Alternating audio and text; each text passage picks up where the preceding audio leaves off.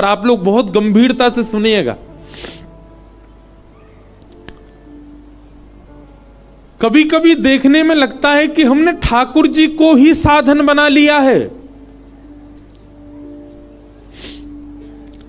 यहां नीलकंठ महादेव हैं, थोड़ा ऊपर जाकर के।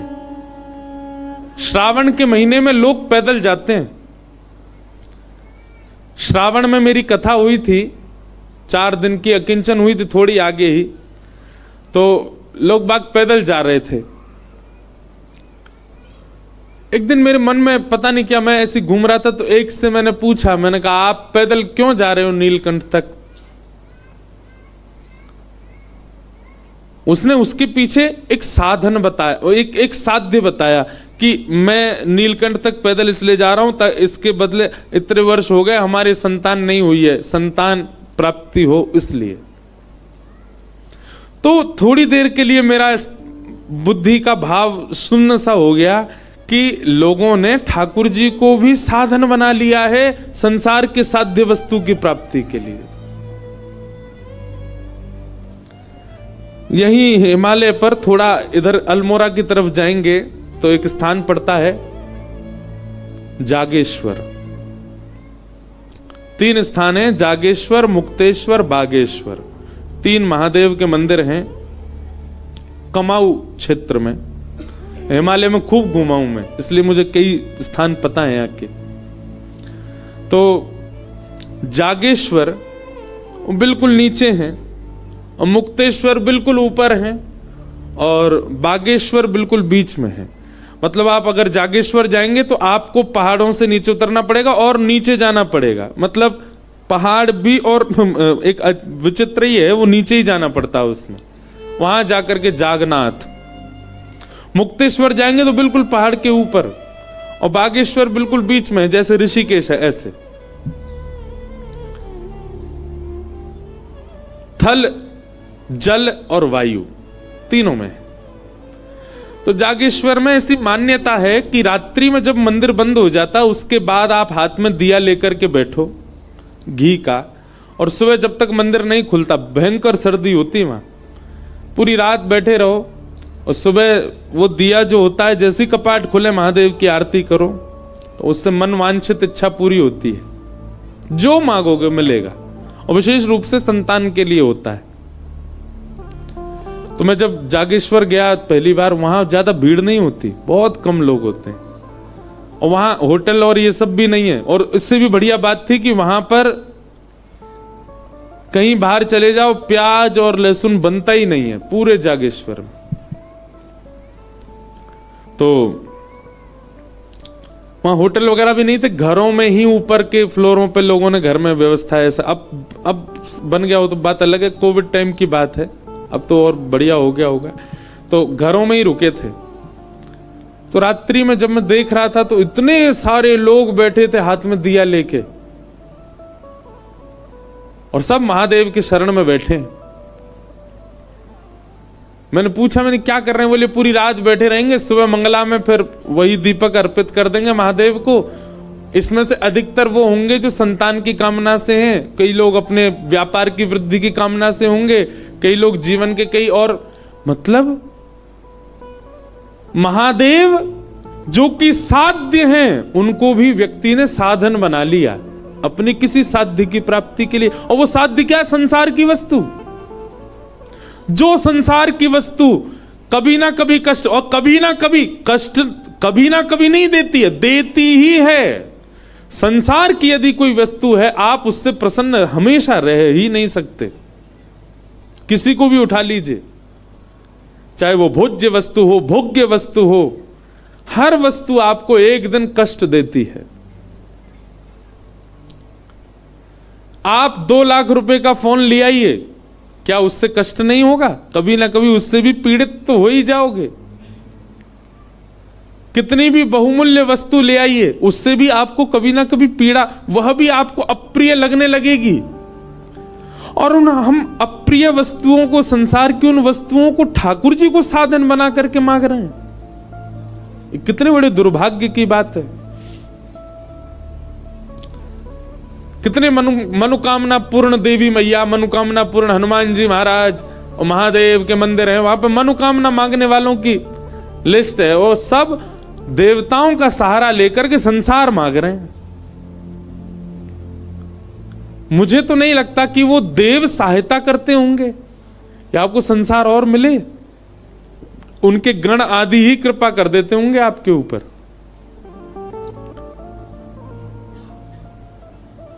कभी पता चल जाए कि यहां कुछ मांगने से पूर्ण होता है, वहां जाकर के कभी ये क्यों नहीं मांगते कि हमारा स्वभाव अच्छा हो जाए, हमारे अंदर लोभ बहुत है वो लोभ नष्ट हो जाए, हमारे अंदर थोड़ी दया आ जाए, हम लोगों से बहुत निर्दय रहते हैं। हम कभी ये क्यों नहीं मांगते कि हम सरल हो जाएं, हम सहज हो जाएं, हमारा स्वभाव बहुत अच्छा हो जाए, हम भगवत प्राप्ति के लायक बन जाएं। ये सब कभी नहीं मांगता व्यक्ति। बस पता चल जाए कोई मनोकामना पूर्ण करने वाली स्थान है तो सबसे पहले ढूंढता है मेरे जीवन में अपूर्ण क्या है वो मांग लूं, और फिर भी अपूर्ण ही रहता है। कोई तन दुखी कोई मन दुखी, कोई धन बिन रहत उदास, थोड़े थोड़े सब दुखी, सुखी राम के दास। सब दुखी हैं संसार में, केवल भगवत प्रेम करने वाला ही प्रसन्न है।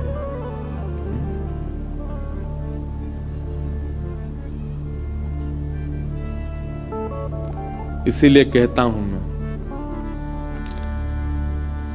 हरि का भजन करो, हरि है हमारा, हरि का भजन करो, हरि है हमारा। करताल बजा के गाओ। हरि का भजन करो, हरि है हमारा, हरि का भजन करो, हरि है हमारा। हरि नाम लेने वाला, हरि नाम लेने वाला, हरि नाम गाने वाला, हरि नाम गाने वाला, हरि का है प्यारा, हरि का भजन करो, हरि है हमारा, हरि का भजन करो, हरि है हमारा। श्री राधा रमण लाल की।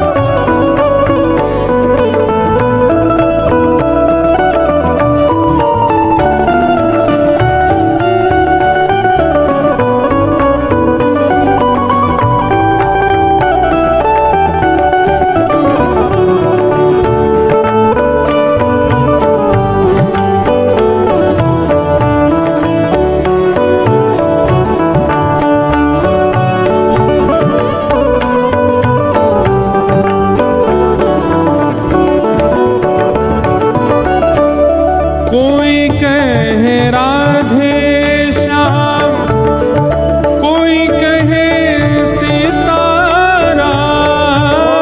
कोई कहे राधे श्याम, कोई कहे सीताराम। भैया पीछे वाले बेचारे गा रहे हैं, आगे वाले भी गाएंगे तो बढ़िया लगेगा नहीं? हमें पता है आप बहुत व्यवस्था में बैठे हो, लेकिन कथा के कुछ नियम क्रम है उनको भी पालन करो, भाव से गाओ। हम कथा कई बार आंख बंद करके इसीलिए करते हैं क्योंकि भाव श्रोताओं को देख के ही आता है, और कोई उबासी ले तो सो तो झोंक तो दिख जाए ना, फिर कथा नहीं होती है। इसलिए बहुत भाव से गाओ। बगल वाला यदि जरा भी आलस करे उसको कोनी मारे, बोले उठ बे, कथा कर, कथा सुन, बढ़िया प्रेम से गाओ।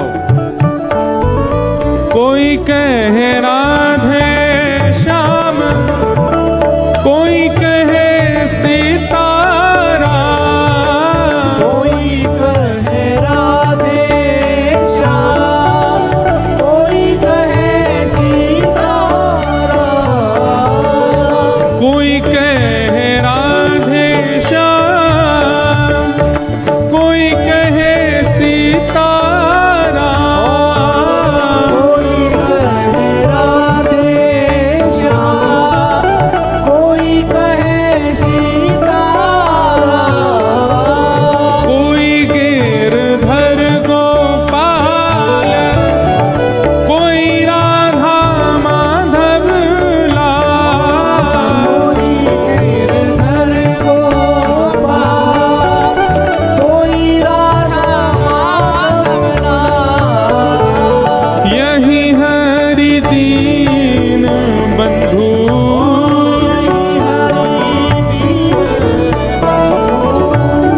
यही हरि करुणा सिंधु, यही हरि करुणा सिंधु, नमो बारंबार हरि का भजन करो, हरि है हमारा। हरि का भजन करो, हरि है हमारा, हरि का भजन करो, हरि है हमारा। हरि का भजन करो भजन, करो, हरि है हमारा, हे हरि नाम लेने वाला, नाम लेने वाला, हरि नाम गाने वाला, हरि नाम गाने वाला, ओ हरि का है प्यारा, हरि का भजन करो, हरि है हमारा। हरि का भजन करो, हरि श्री वृंदावन बिहारी लाल की।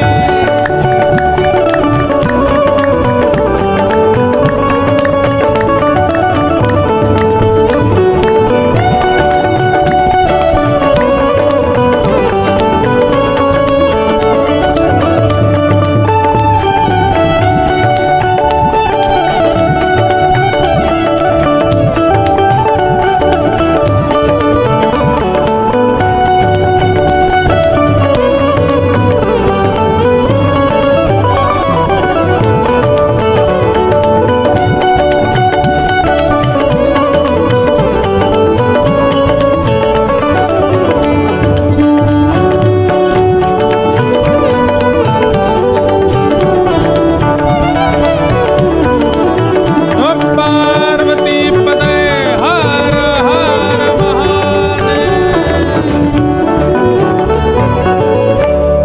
हरि नाम से तेरा काम बनेगा, हरि नाम से तेरा काम बनेगा, हरि नाम से तेरा काम बनेगा, हरि नाम से तेरा काम बनेगा, हरि नाम ही तेरे साथ चलेगा, हरि नाम ही तेरे साथ चलेगा। हमारे शास्त्रों में एक श्लोक कहा गया है, क्या? धनानि भूमौ पशवश्च गौष्ठे भार्या ग्रहे द्वारी जन श्मशाने देहश्चितायाम परलोक मार्गे धर्मानुगो गच्छति जीव एक। धनानि भूमौ, संसार में आप जो कुछ भी कमाओगे, चाहे वो नाम हो, शौहरत हो, धन हो, सब यहीं छोड़ के जाना पड़ेगा। आप दुनिया से जो लोगे आपको रिवर्ट देके जाना पड़ेगा। जैसे कि धन कमाओ तो जहां रखोगे वहीं रखा रह जाएगा, संग में जाएगा नहीं। ये नहीं कहेगा ओहो मेरे सेठ जी जा रहे हैं मैं इनके संग जाऊंगा, इन्होंने मुझको कमाया था, बैंक से मुझको लेके आए थे, बैंक में मैं बंदी था, इन्होंने मुझको वहां से निकाला, ये आज पधार गए मैं इनके संग जाऊंगा। धन नहीं रोता। पशवश्य गौष्ठे, आप कितनी भी गाड़ियां महंगी महंगी खरीद लीजिए, वो नहीं कहेंगे कि वो हो ये सेठ जी ने हमको खरीदा था, हमारे अंदर पेट्रोल डलवाया था, यही हमको बद्रीनाथ केदारनाथ मनाली घुमा के लाए थे, आज चले गए हम इनके साथ जाएंगे ना। आप कहोगे महाराज जी ये तो सारे निर्जीव लोग हैं, धन और गाड़ी। जीवितों की बात करो। भार्या ग्रहे द्वारी, पत्नी भी केवल घर के द्वार तक जाती है, वो तो जीवित है, नहीं जाती साथ में। जबकि साथ जन्म संग रहने का वचन दिया था, पर नहीं जाती, घर के द्वार तक जाती है। और कहीं गलती से यमराज से आपने कह दिया मेरी पत्नी बहुत रो रही है, एक दिन के लिए मुझे वापस भेज दो, यमराज जी कहेंगे चला जा।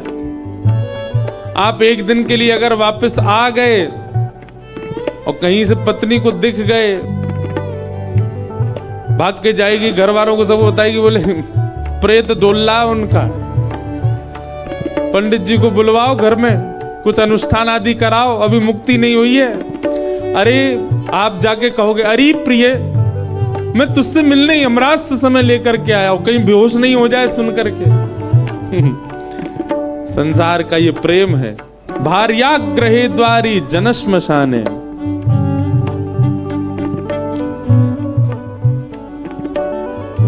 भाई बंधु मित्र आदि ये सब भी केवल शमशान तक साथ जाएंगे, उससे आगे कोई नहीं जाएगा। आपका देह भी नहीं जाएगा, वो भी केवल चिता पर जाएगा, वहां जल करके ये भी यहीं रह जाएगा। फिर आपके साथ आगे की यात्रा करता कौन है? हरि नाम ही तेरे साथ चलेगा,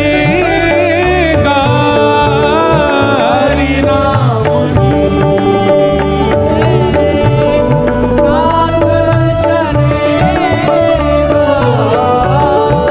हरि नाम लेने वाला,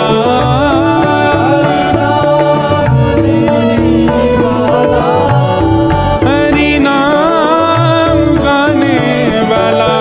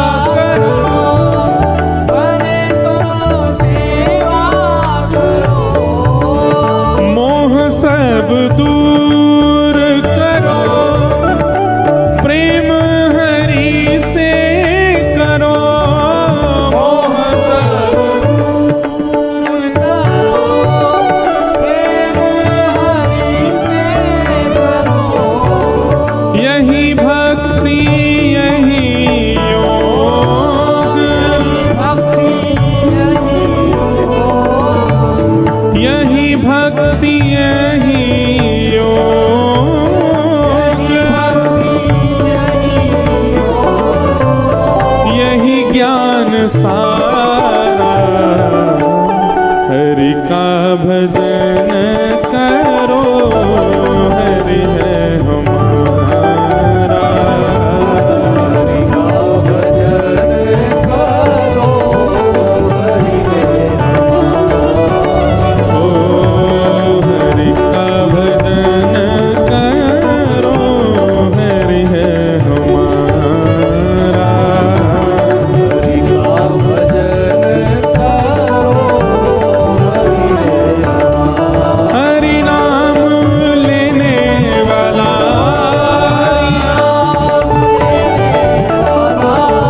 हरि नाम गाने वाला, ओ हरि का है प्यारा, हरि का भजन करो, हरि है हमारा। हरि का भजन करो, हरि है हमारा। मैया तेरे पाँव पर हूँ एक बार हरि बोल, तेरे पाँव परूं एक बार हरि बोल। अरे भैया तेरे पाँव पड़ूं एक बार हरि बोल, मैया तेरे पाँव परूं एक बार हरि बोल। ए मैया तेरे पाँव पड़ूं एक बार हरि बोल। मैया तेरे पाँव परूं एक बार हरि देखो महाप्रभु श्री चैतन्य महाप्रभु जिस गांव नगर में जाते हैं ना, वहां यही कहते हैं, मैया तेरे पाँव पड़ूं। बोले काय को? बोले एक बार हरि बोल बोल दो बस। लोग बाग कहते, बोले हम बोल देंगे हरि बोल, इसका फल हमको। एक बार एक व्यक्ति ने हरि बोल बोल दिया, उसको कह दिया, बोले कि अब तुम मरने के बाद चाहे तुम स्वर्ग नरक, वैसे स्वर्ग तो जाओगे नहीं, नरक ही जाओगे, भजन तो करते नहीं हो, बस नरक जाके यमराज जी से कह देना कि हमने अपने पूरे जीवन में 90 साल 80 साल 100 साल जितने जिए, हमने एक बार हरि बोल बोला है, उसका फल क्या मिलेगा।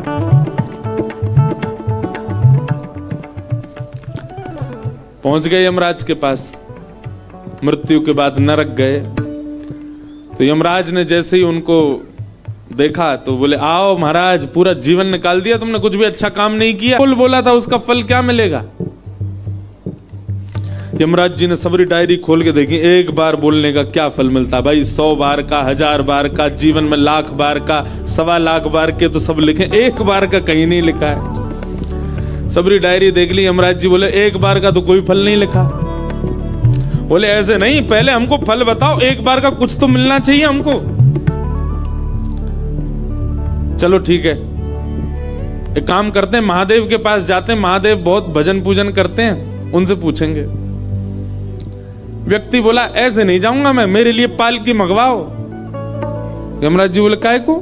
बोले पैदल थोड़ी जाऊंगा, एक बार हरि बोल बोला। बोले तो एक ही बार तो बोला। बोले फल तो नहीं पता ना तुमको, पालकी मंगवाओ। व्यक्ति पालकी में लग गया, 4 कहार उठा करके लेके जा रहे हैं। यमराज जी लेकर के आए हैं तो महादेव खड़े हो गए, बोले वाह भैया, साक्षात यमराज जी लेकर के आए, निश्चित ही कोई श्रेष्ठ आया है। आइए यमराज जी, किसको लेके आए हो भैया पालकी में बैठा के? बोले महाराज, 1.25 लाख नाम जप करने वाले, 1.25 करोड़ नाम जप करने वाले, 100 करोड़ नाम जप करने वालों को तो हमने देखा, पर ये अद्भुत है। बोले क्या? इसने एक ही बार नाम बोला है पूरे जीवन में, हरि बोल एक बार बोला है, वो भी गलती से। उसका फल पूछ रहे हैं, हमको तो पता नहीं था, तो हम आपके पास लाए, तो बोला नहीं पालकी में चलूंगा, इसलिए पालकी में आया है। महादेव बोले वाह, लेकिन भैया एक बार बोलने का तो हमको भी नहीं पता फल क्या होता है, तो क्या करें? बोले ब्रह्मा जी के पास चलो।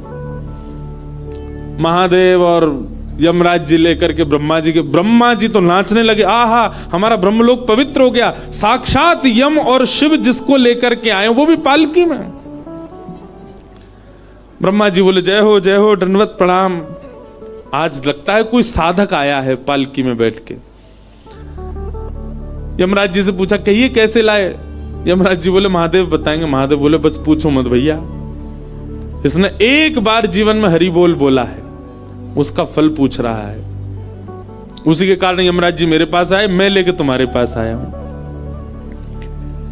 ब्रह्मा जी बोले एक बार बोला है बस? बोला हाँ। बोले भैया देखो एक बात बताएं, नाम जापक हम देवताओं में नारद जी हैं, उनके पास चलते हैं, उनको पता होगा पूरे दिन नारायण नारायण करते रहते हैं।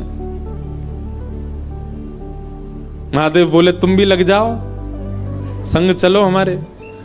अब तो ब्रह्मा जी, महादेव, यमराज जी तीनों लेकर के गए नारद जी के पास। नारद जी तो महाराज लोटा में जल लेके आए, बोले पाद प्रक्षालन करूंगा। कौन है भैया ये? सब लेके आए इसको, निश्चित ही कोई परम वैष्णव आया है। सब बोले भैया इसलिए एक बार हरि बोल। बोला नारद जी बस एक बार? बोले केवल एक बार। कितना जीवन जिया इसने? बोले 85 साल का होके आया है और जन्म से 85 वर्ष में एक बार हरि बोल बोला बस इसने।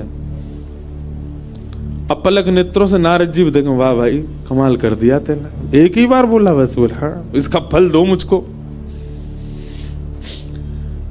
नारद जी बोले जब यमलोक से शिवलोक, शिवलोक से ब्रह्मलोक, ब्रह्मलोक से नारद लोक तक आई गए तो नेक ही दूर वैकुंठ है, महू चल रहे हैं। साक्षात भगवान से ही पूछ लेंगे जिनका नाम है। शंकर जी बोले हे नारद जी चलो तुम भी लगो। अब नारद जी, शंकर जी, ब्रह्मा जी, यम जी सब लेकर के उसको जैसे ही वैकुंठ लोक में पहुंचे, आहा, शंख चक्र गदा पद्मधारी श्रीमन नारायण भगवान और लक्ष्मी पुष्प वर्षा करने लगे। आइए आइए आइए, स्वागत है। निश्चित ही कोई परम वैष्णव आया है जो चार लोक के देवता उसको लेकर के हमारे यहाँ आए, पालकी में बैठा के। चारों ने जाके कहा भगवान बिना पैसा का नौकर बना लिया इसने हमको, इसने केवल एक बार हरि बोल बोला, उसका फल पूछ रहा है। लक्ष्मी जी जोर से मुस्कुरा करके बोली आपको अब भी नहीं समझ आया? बोले क्या? बोले स्वयं यमराज जी, महादेव, ब्रह्मा जी, नारद जी ससम्मान जिसको वैकुंठ लेकर के आए, समझ जाओ वही हरि नाम का फल है। बोले ये एक बार गाने वाले को मिला है, और जो पूरा जीवन हरि नाम गाता उसको क्या मिलता होगा सोच लो। मैया तेरे पांव परूं एक बार हरि बोल, मैया तेरे पांव